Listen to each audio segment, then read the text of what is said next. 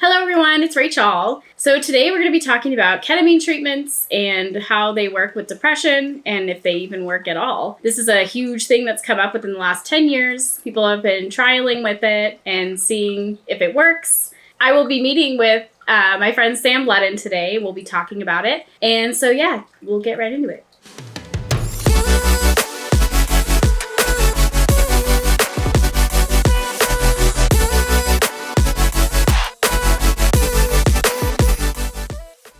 It all started in the 1950s when doctors were trying to find a way to perform surgery on people without putting them through extreme pain, basically trying to get them to sleep through surgery. They began by using PCP, which was actually deemed unsafe after about 10 years of starting it. So that was their first drug that they started to get people to go to sleep during surgery, but there were some gnarly side effects with that drug. In 1962, ketamine was discovered by merging a ketone with an amine. A ketone is a type of acid, and an amine is a nitrogen-containing compound from ammonia. They began testing this new drug on prisoners, who said they felt like they were floating. In the 1970s, the French began their clinical trials for ketamine. It proved to be a great analgesic, but was not as long-lasting as the PCP was. And it also had some unpleasant side effects, such as hallucinations, but the FDA approved its use for the soldiers during the Vietnam War. After the war, people began abusing it. It was no longer used in the medical field, and then was added to the Class 3 controlled substances in 1999. So how do we use ketamine today? Research was never actually halted on ketamine, so the doctors and scientists continued their research on the potential of ketamine and how it could benefit society. They actually found that in treatment-resistant depression, it had actually a great likelihood of treating it. So what is treatment-resistant depression? Treatment-resistant depression is a diagnosis in which you have jumped through every single hoop to try and feel better and to get rid of your depression, but you've had no luck. Many people who find themselves with this diagnosis have spent nearly half of their life trying to find a cure for it. They have tried everything from therapy, psychoanalysis, hypnosis, diet changes, exercise, medications, and complete lifestyle changes to still find themselves being depressed every single day.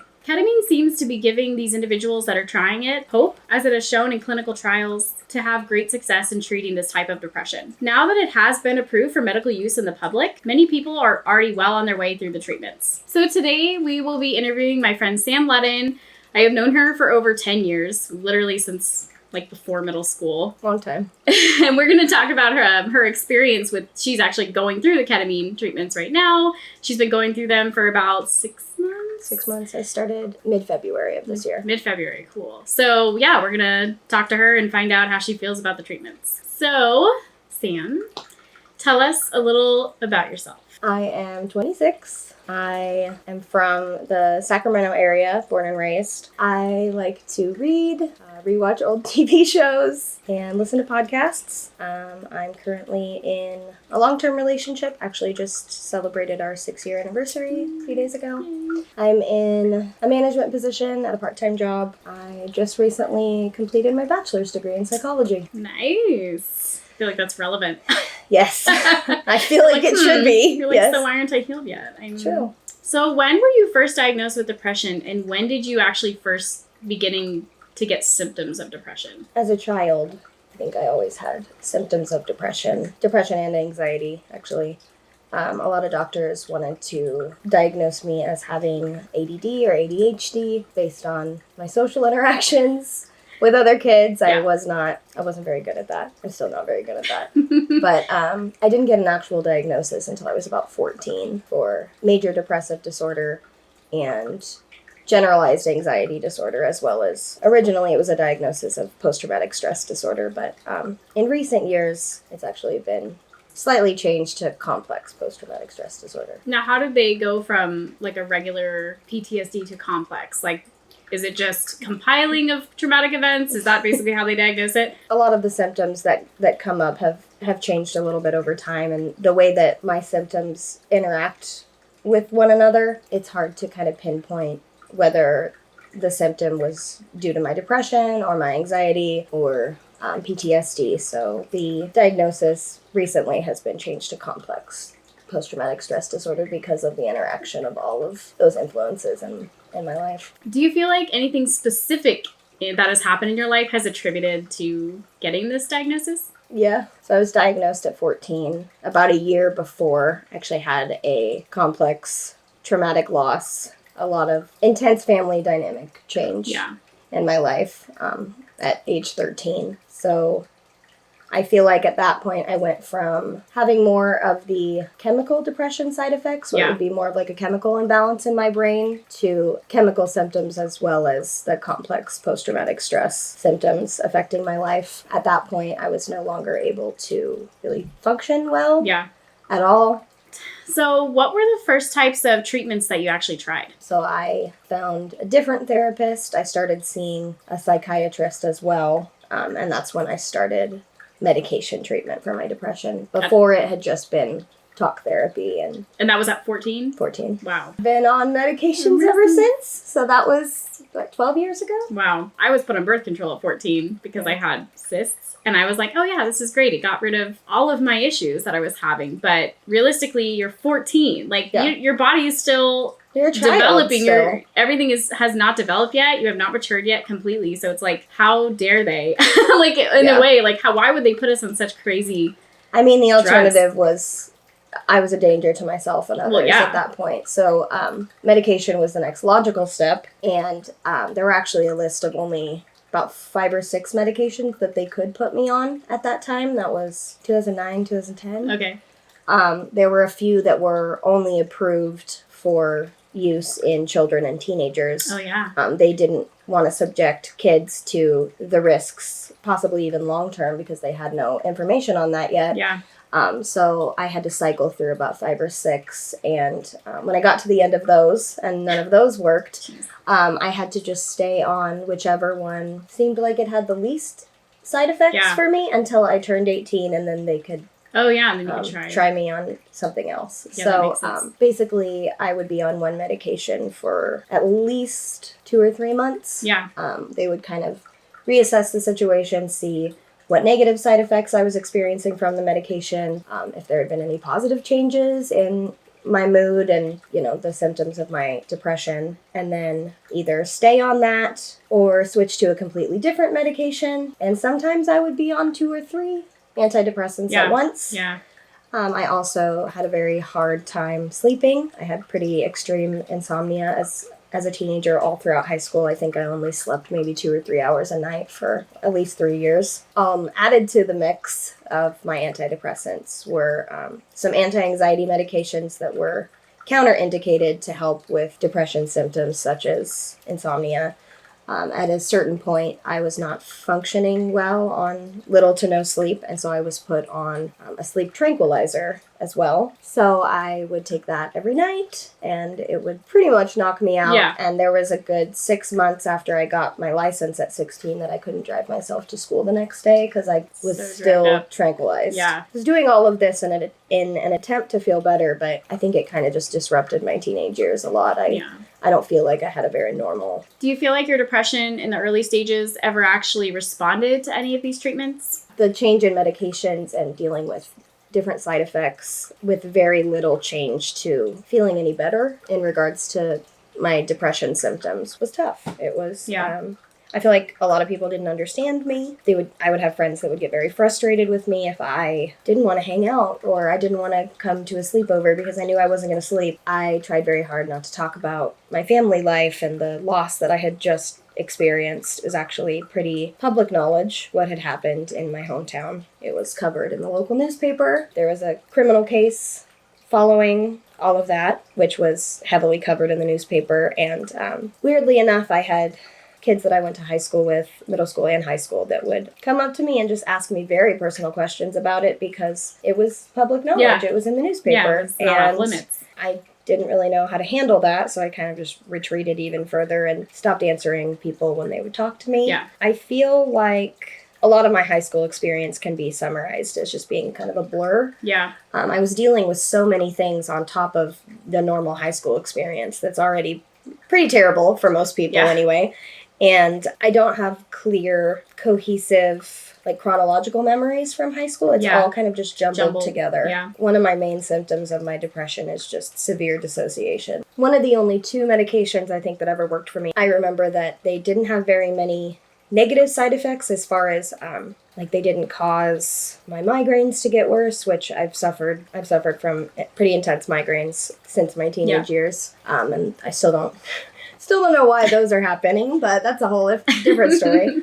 I felt like there were 2 medications that didn't cause very severe physical side effects, and I felt like the only way that they were actually helping with my depression was to kind of make me not care at all. Yeah. So things didn't upset me as much anymore, but I also didn't experience a lot of joy or excitement for anything. I was fairly numb to a lot of things, even though, there's a lot of developmental things in your teenage years that should be amazing and exciting, and they're milestones that you accomplish. I really felt nothing for them. When I turned 18, they were able to start me on a giant list of things to attempt to see if any of those would help. I don't know that any of them really did. Yeah. It was the same story. The only way they ever really made me feel better was to make me numb, which is hard because at 18 I was finishing high school and starting college, and I had no sense of urgency. I didn't care about deadlines. Yeah. I rarely showed up to classes my first year of college. Ended up moving back home because that was just not...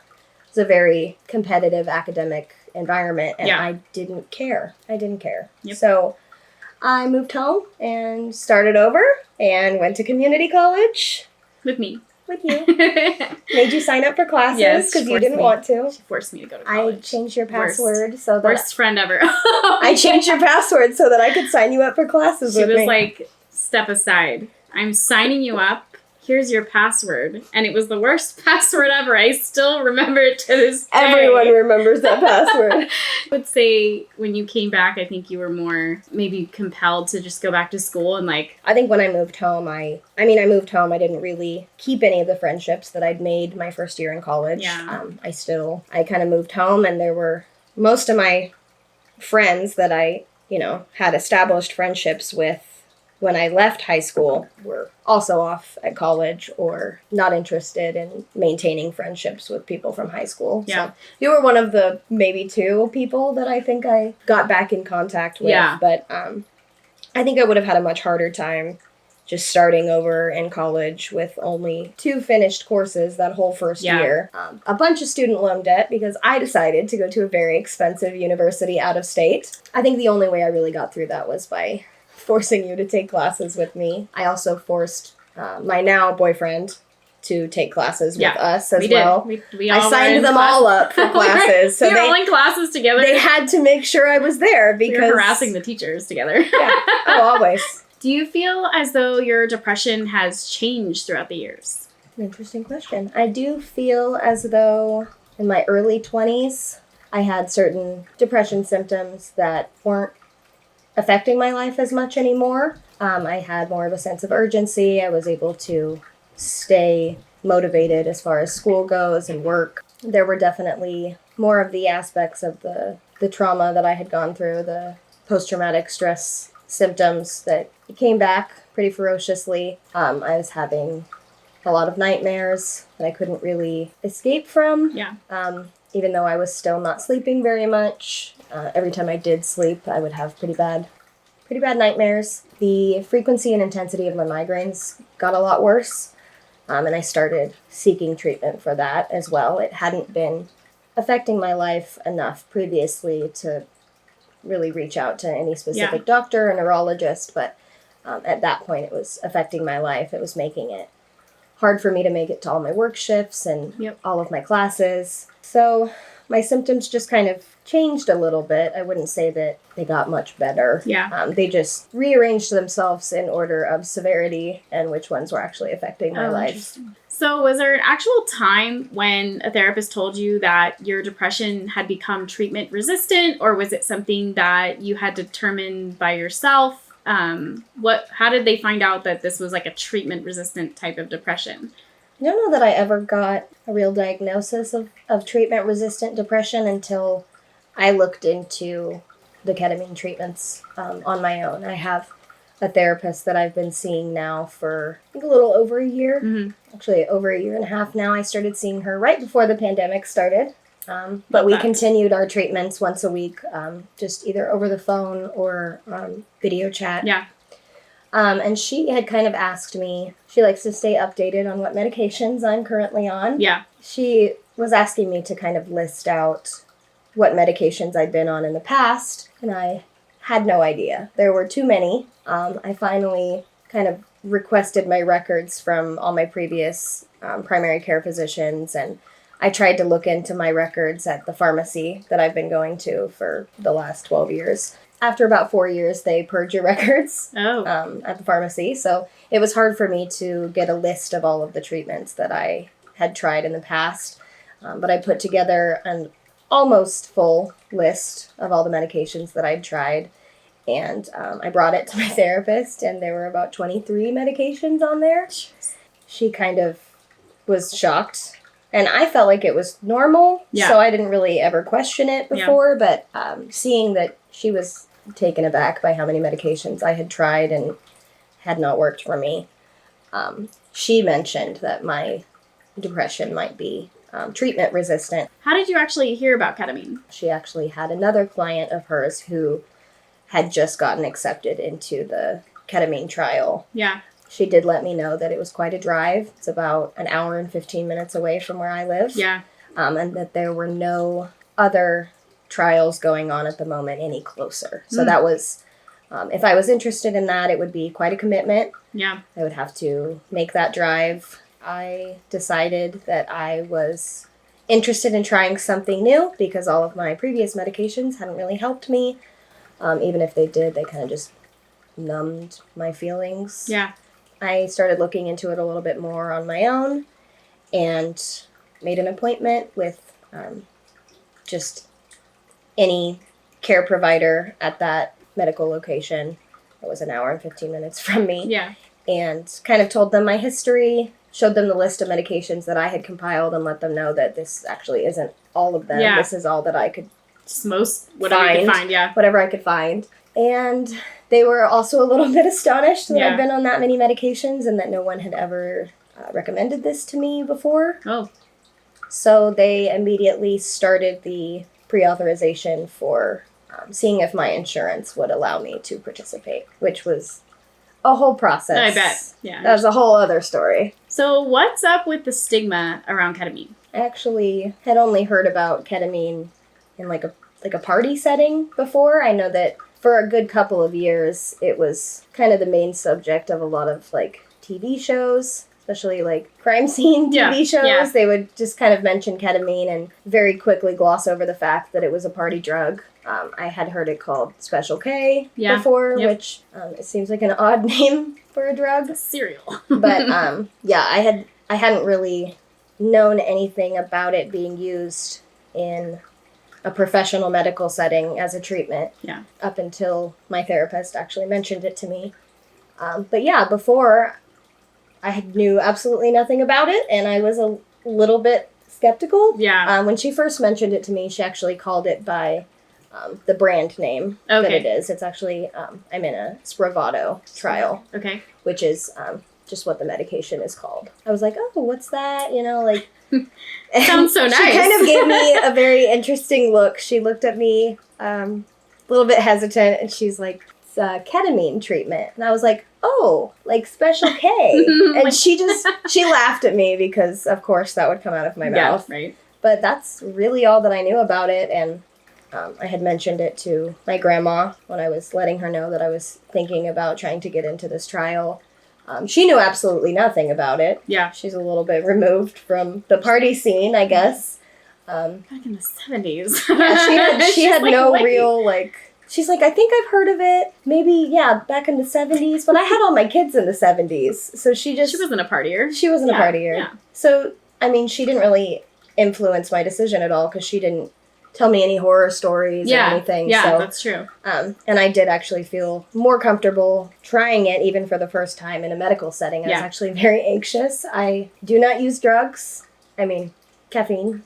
Caffeine is a drug, ladies and gentlemen. Caffeine is a drug. I don't use drugs, and I'm scared. I'm scared of drugs. There is some history of drug abuse in my family, and the only way that I felt comfortable at all, even trying it for my first session, was that there was going to be medical professionals in the building. They were going to come take my blood pressure, check in with me, basically stay with me the entire time. Wow. So, to make sure that I wasn't having a bad reaction, that I could breathe, that blood pressure didn't either spike or drop. Yeah. So I felt more comfortable even going into it, knowing that this is a professional medical setting. That's true. Yeah. And that if anything goes wrong, there's a bunch of people here that can help me. Yeah. After my first treatment, I felt like it went well, and I was comfortable coming back for the next one.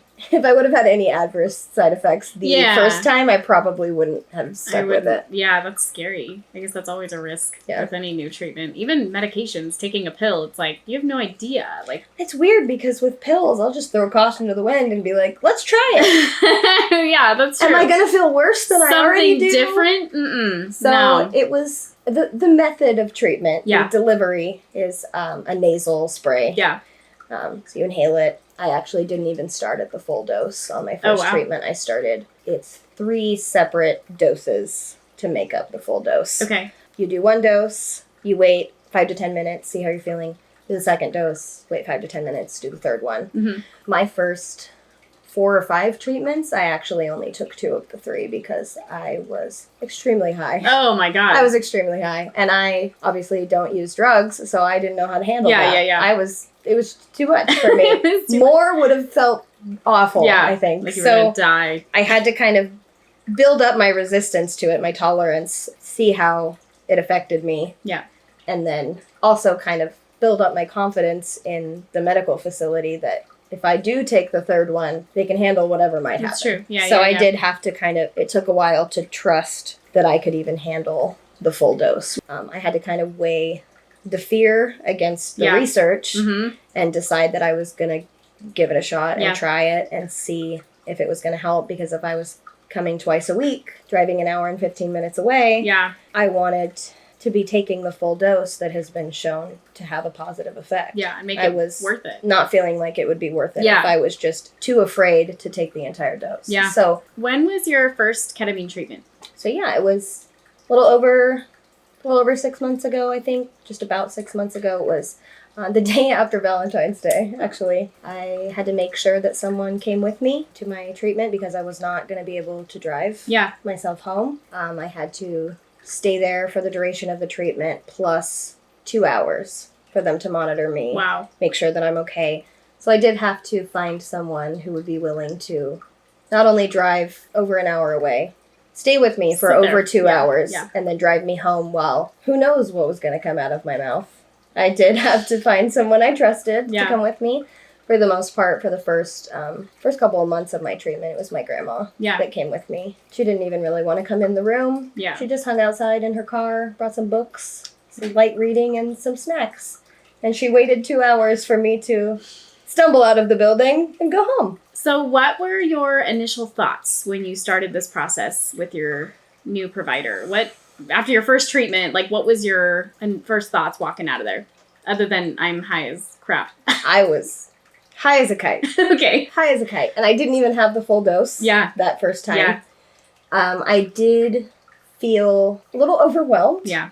I felt like it was a pretty far cry from the previous treatments that I'd tried, which was all just medications, and it wasn't so heavily monitored, and you didn't have to have someone with you to take you home. But I felt like I didn't have any adverse reactions. I didn't have a bad experience the first time, so I was willing to come back. Yeah.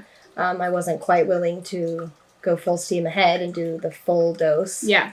It did take a couple of weeks, but I felt comfortable enough, and I trusted the medical professionals that I had seen and worked with enough to kind of get me through any hurdles or obstacles that would come up within the course of the treatment. So why don't you go ahead and explain the procedure, explain if there's anything you have to do differently, like you said, before the procedure, compared to other medical treatments you've had, and then how do you feel after the procedure? To start off, you have to obviously have someone to take you to your treatment. You're not going to be able to drive yourself home at all. You will be technically still under the influence until you've already slept a good amount of hours and you wake up the next day. Wow. Once I get home, I can't drive myself anywhere. Can't go get food or anything. I have to be pretty reliant on other people to help me out if I need anything for the rest of the day during the treatment. Yeah. Which is why I prefer to do it kind of later in the afternoon. Mm-hmm. That way, I get there around 3. I have to stay for a little over 2 hours, so I'm there until about 5, and then it takes about an hour to get home. So from 6 p.m. on, I kind of just relax at home. Can't go anywhere, can't make any big decisions. Yeah. Obviously can't drink or anything because you're already under the influence. Okay. It could react pretty poorly. So I just take it easy when I get home. As far as the procedure goes, there are, like I said, you administer 3 different smaller doses to make up the full dose. Okay. I believe the full dose is 84 micrograms. Okay. I want to say, but it's divided up into 3 equal smaller doses that you take. You use a little nasal spray device. It has the dose pre-portioned into it. Okay. You're able to spray it twice per smaller dose. Okay. So you're going to go ahead and, lean your head back, cover up one of your nostrils, click it once and take a deep breath in, and then you'll switch sides and do it the same thing on the other side. They take the little plastic nasal spray from you. They do have to keep it to show that the doses that they are receiving at the medical clinic are being used by you. Okay. So they have to keep those kind of proof that everything is going well, because it is still a controlled substance. Yeah. It's so much of a controlled substance that they can't actually ship it over the weekend to my medical facility. They have to ship it out first thing Monday morning. So I can't have Monday appointments because it won't be there in time. So there's a lot of kind of hoops that they have to jump through. The first smaller dose, you take that, you wait about 5 to 10 minutes to start feeling the effects of it. After the first session of it, I did feel kind of loopy. Yeah. A little bit loose, and things were pretty funny. And I was like, okay, I think this is having an effect. Yeah. I definitely feel a difference. So about 10 minutes later, I administered the second dose. Same procedure. After the second dose, I did start to feel like I was floating. Definitely like I was floating. Yeah. Which is where I had actually stopped in the dosage process for the first couple of weeks of my treatment. I didn't feel comfortable going beyond that. I did have a hard time seeing clearly. I wasn't hallucinating, but my eyes had a very hard time focusing on my surroundings. Oh, wow. The room around me. You do have to make sure that you eat a pretty good meal before you go.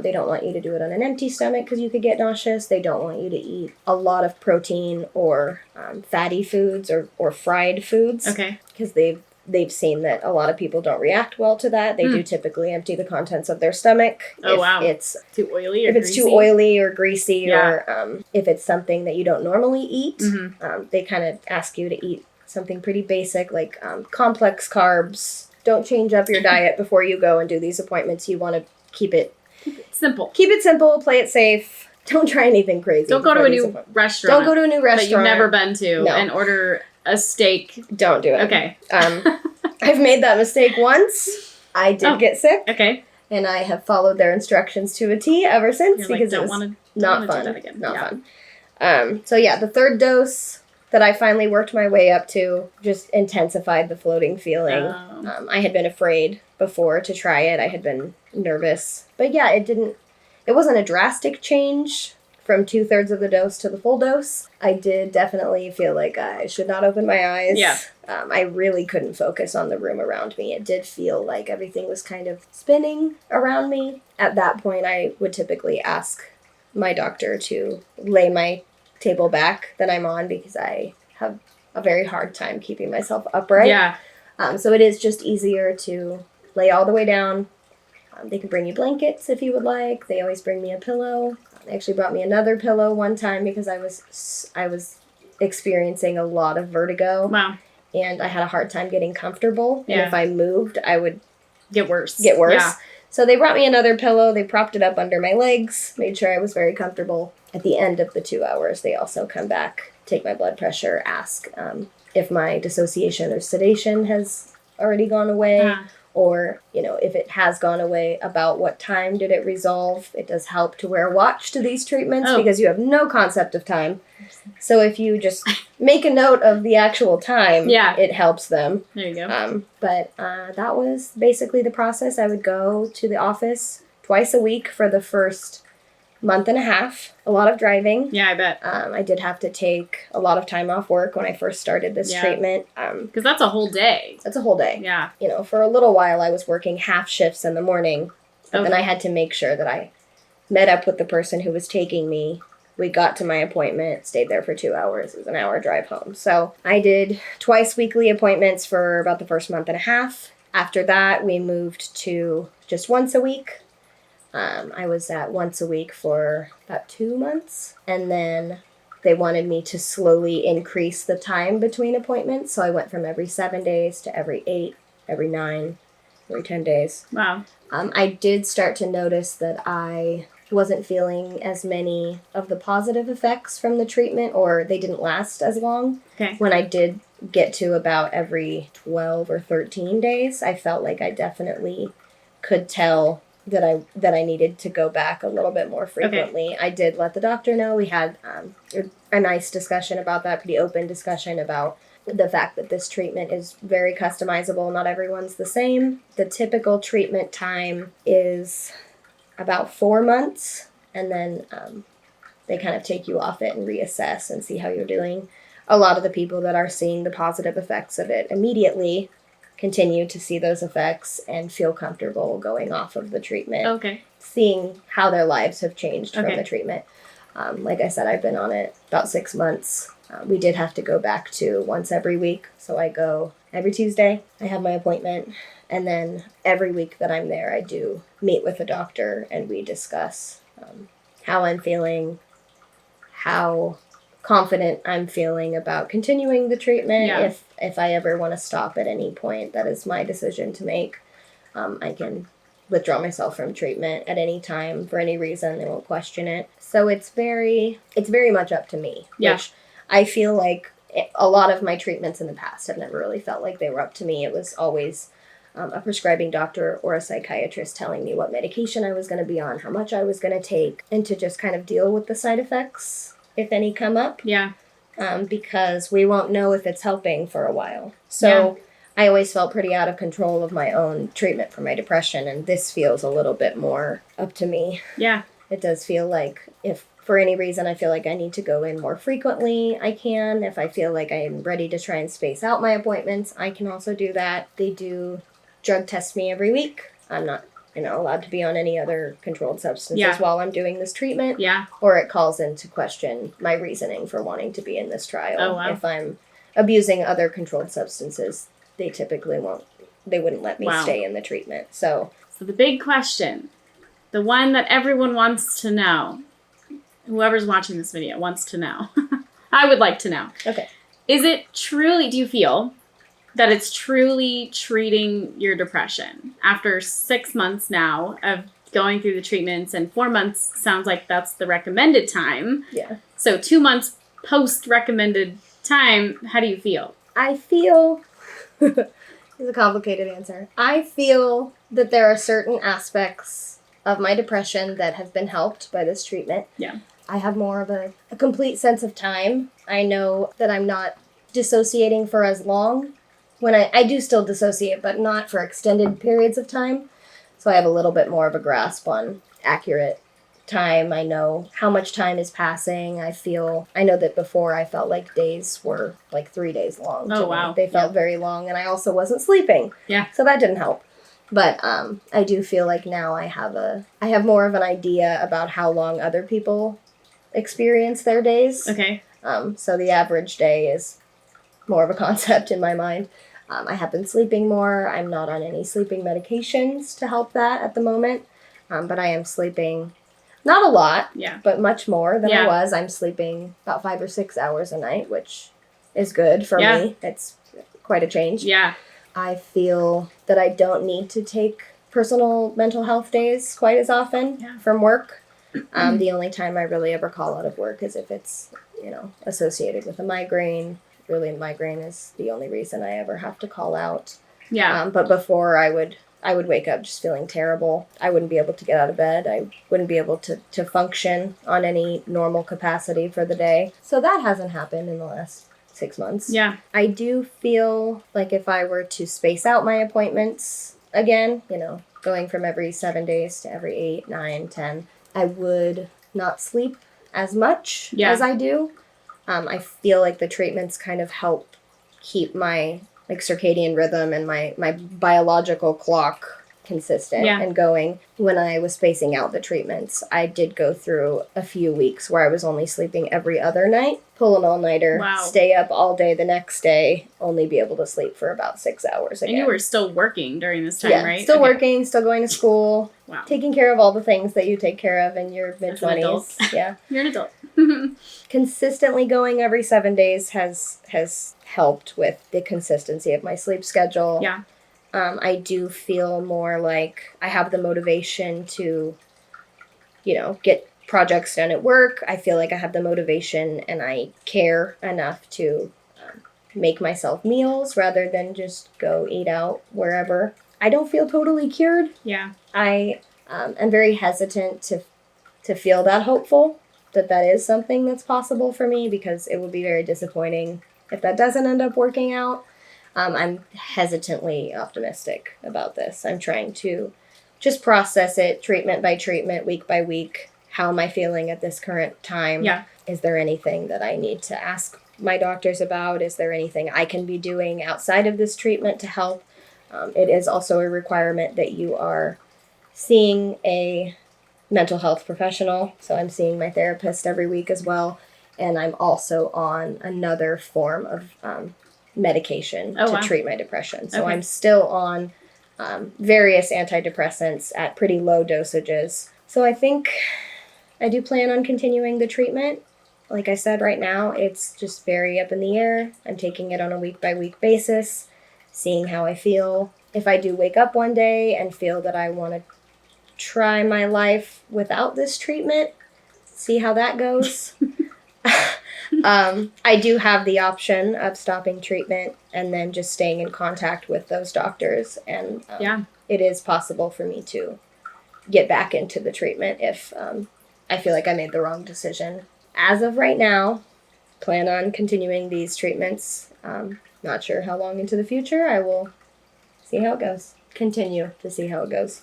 Last but not least, this is a question that I think a lot of people are probably wondering. Would you actually recommend this treatment to someone who is thinking right on the fence? They're Google searching this, probably why they got this video. Would you recommend this to someone who's really on the fence about it? Like, they don't want to do drugs.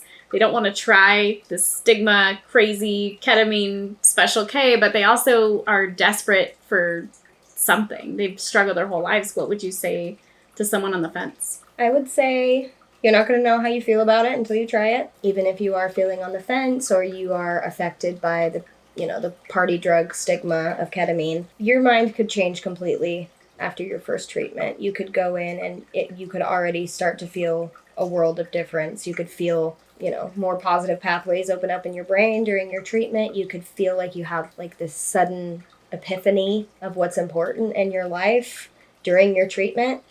And it could change your mind completely. And for, most trials that they're doing right now, you are more than welcome to change your mind after your first treatment and decide that this is not for you. But you're not going to know until you try. And if you've been on medication after medication and talk therapy isn't helping you and your symptoms just never really seem to get better or easier, I would say this is a next logical step if it's something you're comfortable with. And if you're on the fence about it, you can always call and talk to the doctors who are a part of these trials and a part of the studies that are going on.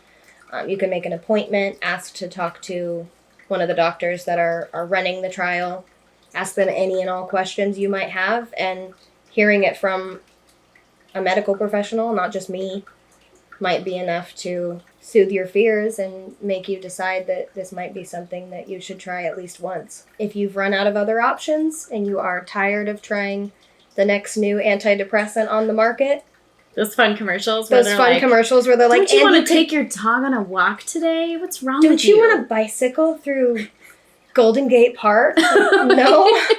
I just want to get up and go to work. I'd like to be a functional human being. Yes. Why can't they ever show them? Yeah. They're always showing them doing big things, like building skyscrapers. They're like, this person's depressed, but you wouldn't know.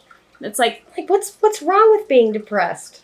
Like, it's not fun, obviously, but it's not the end of the world. It doesn't mean you're not a human being that also has a job, Depressed people don't always they're not on disability and they stay home. I mean, depression is one of those invisible disabilities. Like, for some people, they say something and you're like, wow, I think that person might be depressed and I hope they're okay. But there are other people that you would have no idea. you never know. You would never know. Yeah. Because it's something that a lot of people completely internalize and deal with it themselves. I feel like meeting you, well, I don't know what it's like to meet you now, but I know that... we met when we were like 12, I know, okay? 11? But the thing is like, I feel like a person meeting you right now would be like, this girl's not depressed. There's no way. Because you have that, you're able to put that mask on, you know? Like, you spent over half your life battling this. So it's like, you don't... It's not hard to put that front on. It's my normal. Yeah. Like, there are days when I wake up and I'm like, there's no way I'm putting makeup on. I don't even think I can shower. I'm going to live on 3 different lattes today to get me through the day. Because I just wake up and I'm just drained of energy. And it feels like I have this depression cloud hanging over my head. And to me, it feels like it has to be obvious to everyone who meets me that I'm depressed on those days. There are other days where I wake up, like today I woke up, took a shower, got ready, did my makeup, came over here. Like, I'm having a good day. I did a lot of things today. But that's not always the case. Yeah. So that's not always. I feel like a lot of people who know me now, who have met me in the last year or two, are surprised when they find out that I am as depressed as I am, that I have these major disorders that I'm dealing with, like in an official diagnosis capacity. They don't see that side of me every day, but I deal with it every day. It's something that I try to manage and mask all the time. So it feels like it's obvious to me that I'm depressed, but I'm not. I don't know what other people see. I have no idea. Thanks for letting me pick your brain about this ketamine treatment. That was a lot of questions. Well, they were really good questions, but I feel like I haven't answered them in this depth to anyone. Not even the doctors. Well, Oh, another interesting comment. When you spray ketamine up your nose, you can taste it, and it is the strangest, most chemical tasting thing I've ever tasted. It's like Flonase nose spray times 10. It drips down your throat. You can taste it. So I recommend investing in a giant tin of mints and bringing them in with you. You can't chew gum while you're in there because you are sedated and intoxicated. Choke on it. And you could choke on it. Well, thanks for coming over. Thanks everybody for watching. If you have any questions, comments, comment them down below. Sam can try and get back to you. She has a YouTube too. It's very old YouTube. But she can respond to your questions, comments, or I can respond to them and go through her. But yeah, this has been fun, and I'm going to hopefully plan to do an interview series with multiple people over the next few months. We know, you know a lot of people. I do know. Have a lot to talk about. A lot of issues in the world, you know, and I think it's weird because you wouldn't think that all these people around you have these problems that they suffer with and that they deal with. But yeah, every day it's like, wow, my brother. Wow, his wife. Wow. Like, you don't know until you really my friend who I've known for 15 years. Well, I've known this, and it's like, you know, but you never realize the magnitude of how many people are actually just struggling every day. And or how much they'll have to say about it. That's true. They live with it every day. They think about it all the time, but you don't even know. I don't really talk. I haven't talked to anyone about this treatment except my therapist and the doctor that I'm... Okay, bye! Okay, have a great day. Thanks for watching. Bye!